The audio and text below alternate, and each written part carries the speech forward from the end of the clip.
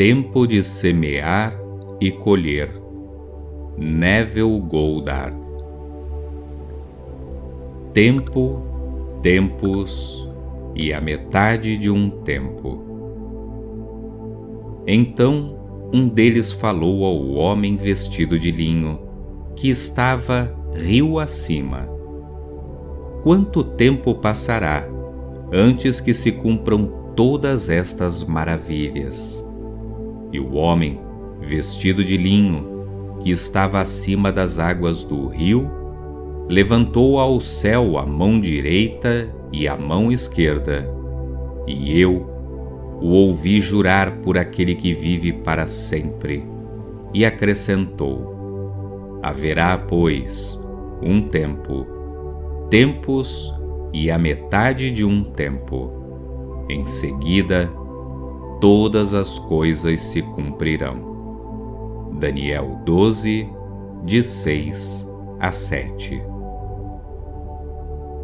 Em uma de minhas palestras em Los Angeles sobre o significado oculto das histórias bíblicas, alguém me pediu para interpretar a citação acima do livro de Daniel. Depois de confessar que não sabia o significado desta passagem específica, uma senhora na plateia disse para si mesma: se a mente age de acordo com a concepção que ela molda, então eu vou encontrar a verdadeira resposta para esta pergunta e direi ao Neville. E isto foi o que ela me disse. Ontem à noite foi feita a pergunta: qual é o significado de tempo, tempos e a metade de um tempo, como foi escrito no livro de Daniel? Antes de dormir, ontem à noite, eu disse a mim mesma: sei que há uma resposta simples para esta pergunta. Então, vou assumir que a conheço, e enquanto estou dormindo, meu eu maior encontrará a resposta e revelará ao meu eu comum em sonho ou visão. Por volta das 5 horas da manhã, eu acordei. Ainda era muito cedo para levantar. Assim, permanecendo na cama, rapidamente caí nesse estado meio acordada, meio dormindo e meio sonhando. E enquanto estava nesse estado, a imagem de uma velha senhora veio à minha mente. Ela estava sentada em uma cadeira de balanço, balançando para frente e para trás, para frente e para trás. Então, uma voz, que parecia ser dela, disse: faça mais e mais vezes, até que isso atinja os tons da realidade. Eu pulei da cama e reli o capítulo 12 de Daniel, e esta é a resposta intuitiva que recebi. Considerando o 6º e o 7º versículo, que se constituiu a pergunta da noite passada, senti que se as vestes com as quais os personagens bíblicos estavam vestidos correspondiam ao seu nível de consciência, conforme você ensina, então, de fato, o linho deve representar um nível de consciência mais elevado, pois o homem vestido de linho estava sobre as águas do rio, e se as águas simbolizam um alto nível de verdade psicológica, conforme você ensina, então, o indivíduo que podia andar sobre elas realmente deve representar um estado de consciência mais elevado. Senti, portanto, que aquilo que ele veio dizer devia de fato ser algo muito significativo. Agora, a pergunta feita a ele foi: quanto tempo passará antes que se cumpram todas estas maravilhas? E sua resposta foi: um tempo, tempos e a metade de um tempo. lembrando da minha visão da velha senhora balançando para a frente e para trás, e sua voz me dizendo para fazer mais vezes, até que isto atinja os tons da realidade, e lembrando-me também que esta visão e sua instrução veio até mim em resposta à minha concepção de que eu sabia a resposta, senti intuitivamente que a pergunta ao homem vestido de linho se referia ao tempo que levará para que nossos maravilhosos sonhos se tornem realidade. E a resposta é repeti-los várias e várias vezes até que eles atinjam os tons da realidade. Um tempo significa um período para construir uma ação imaginária, que se traduza na realização do desejo. Tempos quer dizer repetir esta ação imaginária por várias vezes. E a metade de um tempo significa o momento antes de dormir, enquanto se performa a ação imaginária, pois tal momento geralmente acontece antes da ação pré-determinada estar concluída, e, portanto, pode-se dizer que é uma metade ou parte de um tempo. Obter internamente a compreensão desta passagem das Escrituras, pela simples concepção de que ela sabia a resposta, foi uma experiência maravilhosa para esta mulher. No entanto, para saber o verdadeiro significado de um tempo, tempos e a metade de um tempo, ela deve aplicar a compreensão em sua vida diária. Nunca nos faltarão oportunidade para testar este entendimento, seja por nós mesmos ou pelos outros. Há alguns anos atrás, uma viúva que vivia no mesmo prédio que eu veio me ver para falar sobre seu gato. O gato era seu companheiro fiel e muito querido por ela. Ele, no entanto, tinha 8 anos de idade e estava muito doente, sentindo muita dor. Já havia alguns dias que ele não comia, nem saía debaixo de sua cama. 2 veterinários tinham examinado o gato e avisaram a mulher que ele não poderia ser curado e que deveria ser sacrificado imediatamente. Eu sugeri que naquela noite, antes de se deitar, ela criasse em sua imaginação alguma ação que indicasse que o gato estava em sua antiga condição saudável. Eu a aconselhei a fazer isso repetidamente até que isso adquirisse os tons da realidade para ela. Ela me prometeu que faria isso. No entanto, ou por falta de fé no meu conselho, ou por falta de fé na sua própria capacidade de realizar a ação imaginária, ela pediu para que sua sobrinha passasse a noite com ela.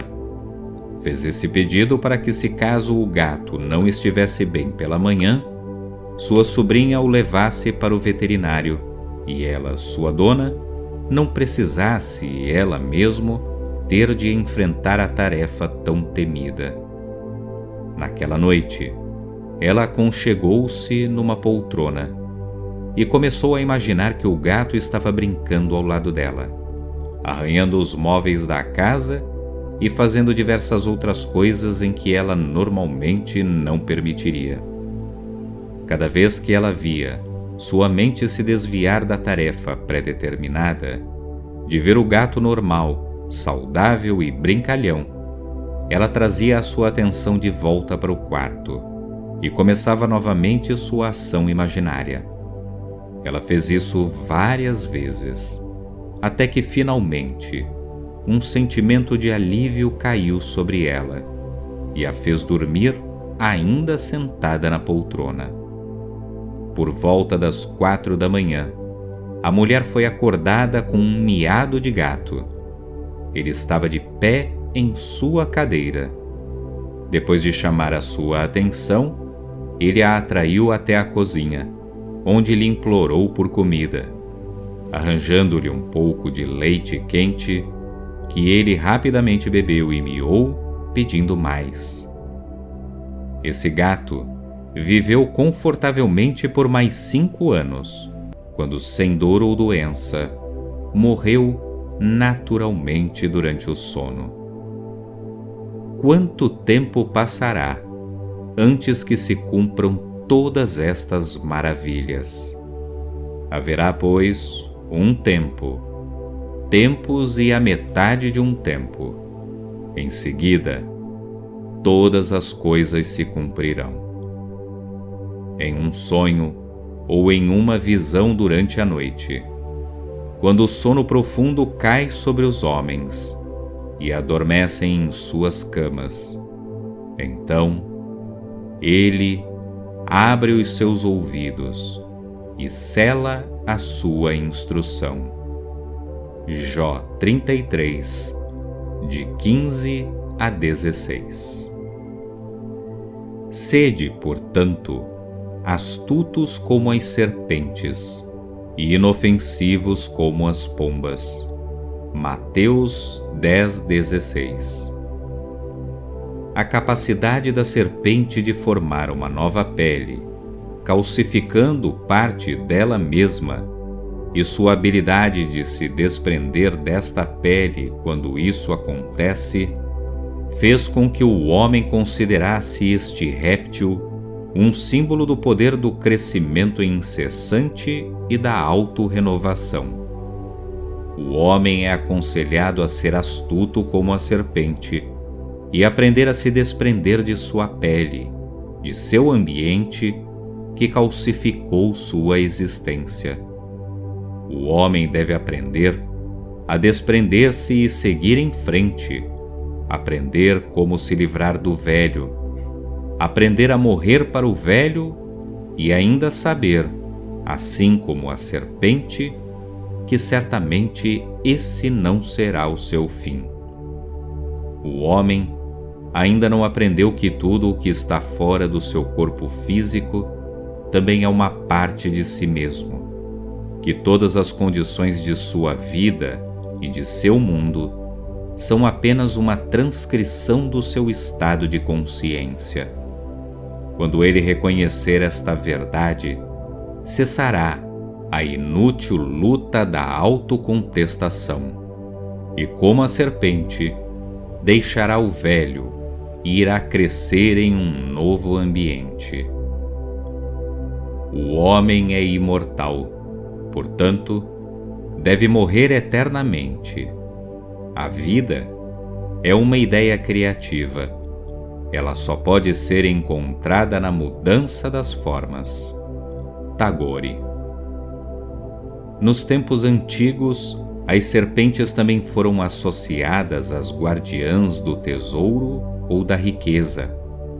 A injunção para sermos astutos como as serpentes é o conselho para o homem despertar o poder subutilizado de seu corpo, sua imaginação, que ele, assim como a serpente, pode crescer e se renovar, morrer sem falecer, pois somente através de tais mortes e ressurreições, descartando o antigo e colocando o novo, é que se dará a realização dos seus sonhos e se acharão seus tesouros. Assim como a serpente era o mais astuto de todos os animais do campo que o Senhor Deus criou. Gênesis 3:1. Da mesma forma, a imaginação é mais sutil do que qualquer criatura dos céus criadas pelo Senhor. A imaginação é a criatura que foi sujeita à vaidade, não por vontade própria, mas por causa daquele que a sujeitou. Nós somos salvos pela esperança, mas a esperança que se vê não é esperança, pois se o homem vê algo, por que ele espera? Mas se esperamos por algo que não se vê, com paciência o aguardaremos.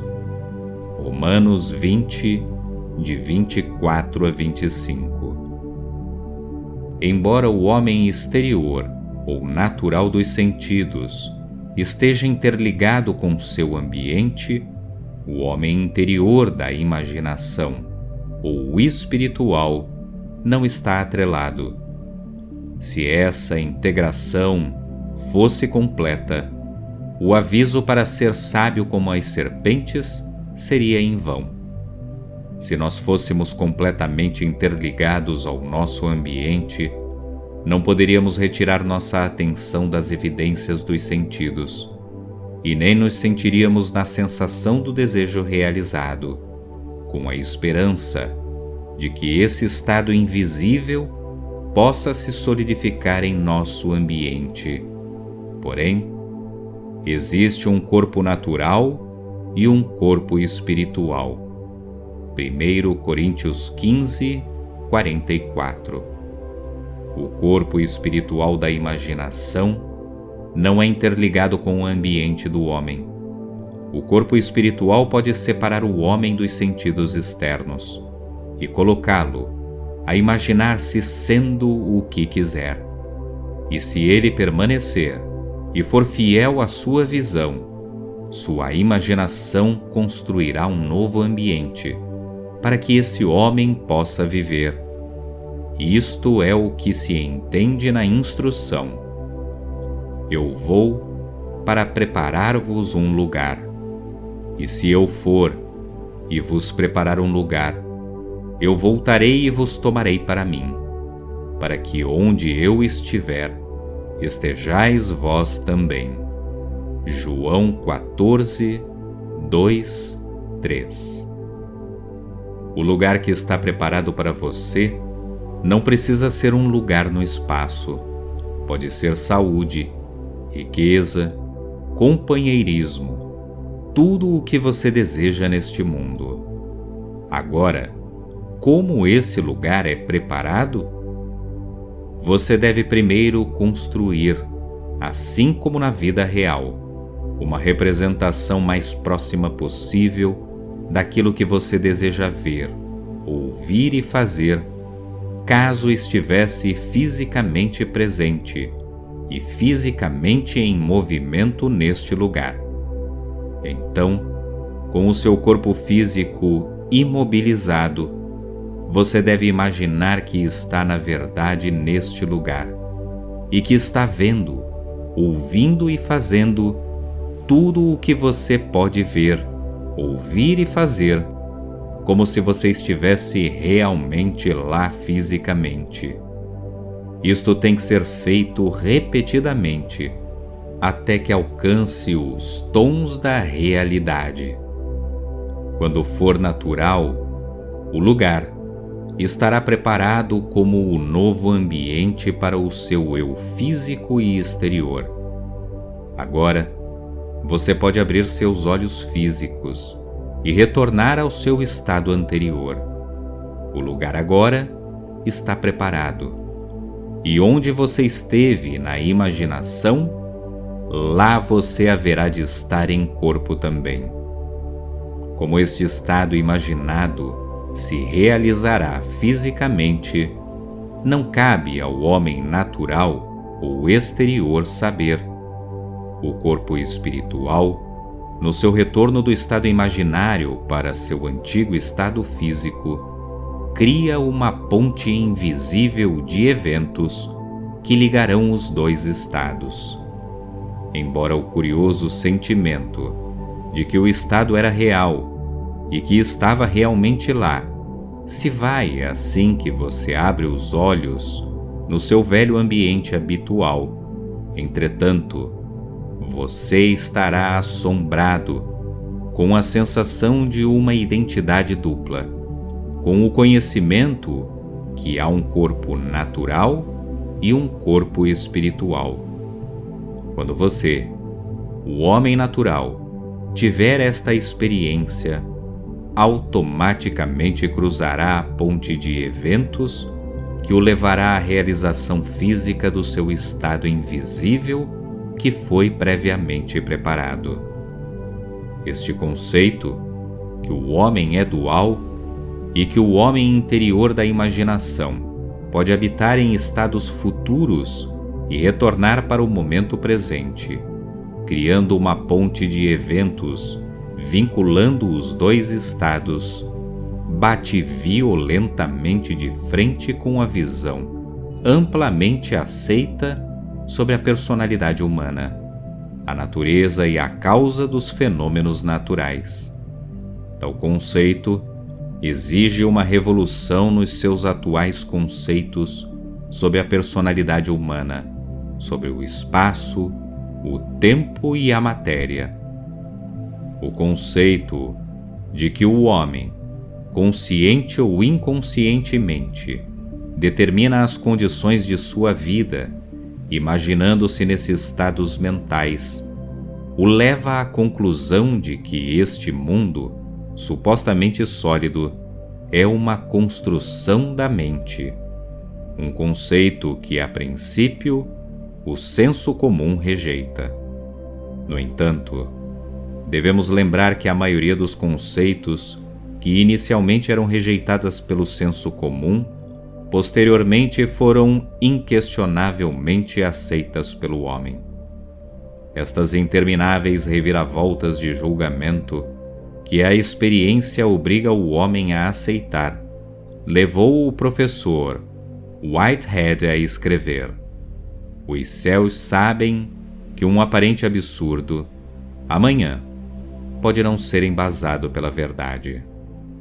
O poder criativo está adormecido no homem e precisa ser despertado."